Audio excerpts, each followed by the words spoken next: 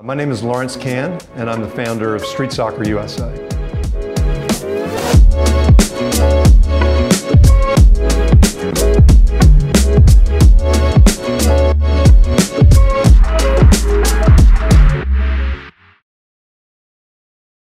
The mission of Street Soccer USA is to fight poverty and strengthen communities through soccer. When I was 9 years old, my family's house burned down, and we literally lost everything. But we had this amazing community, an extended family, and my brother and I had our soccer teams. So we had this safety net that was there for us.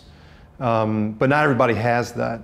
And what we found, and I knew intuitively, was that you can just build relationships of trust so quickly through sport and really surround people and surround them in a context that supports them. And that's what street soccer has been about, building supportive communities across the country to help people fulfill their promise. Street soccer has always been about addressing systemic injustices and inequalities.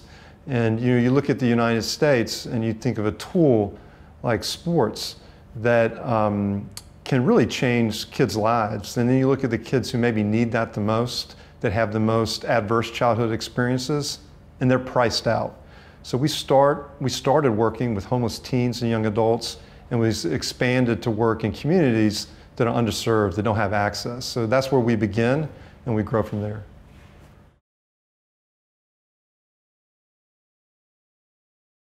Well, our goal of street soccer is to improve the long-term life outcomes of our participants.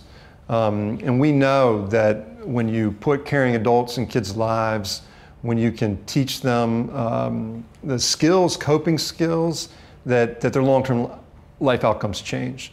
So what we've done is kind of codified not only the trust building when we work in communities, but also the life lessons of sports. So we've taken these 8 skills that are progressive and build on one another, and they're tied to the social emotional learning skills that we know correlate with better grades, attendance, behavior at school. In New York, we had a 2/3 drop in chronic absenteeism among our participants.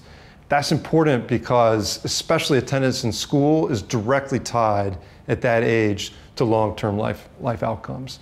So it's really critical that kids who are at risk, who are under stress, and you give them the tools to improve and to deal and process the world. And so soccer is just such a simple, and sports in general are a great tool for doing that. So our goal is to take this process, make it sustainable, and replicate it as big and as broadly as we can. And so we've been expanding, and we have long-term goals to expand a lot more. The relationship with UNIQLO has been incredibly valuable because the perspective of UNIQLO has been long-term, and that's so important for us to have that long-term point of view.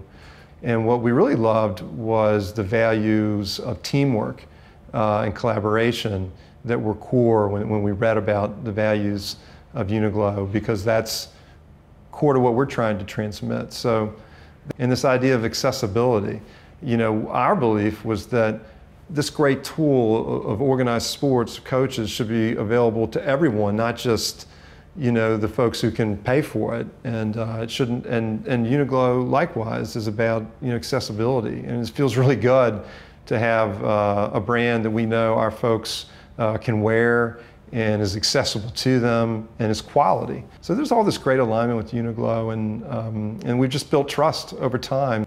Think about it at street soccer is how can we use every aspect of what we do to amplify our outcomes.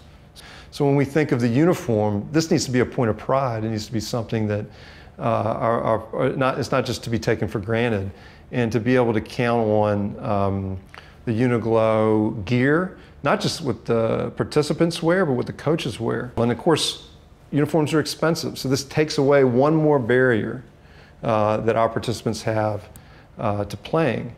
We do things because they're the right thing to do, but it's been amazing to count on UNIQLO year in, year out, and I think they've done it because they feel like it's the right thing to do too.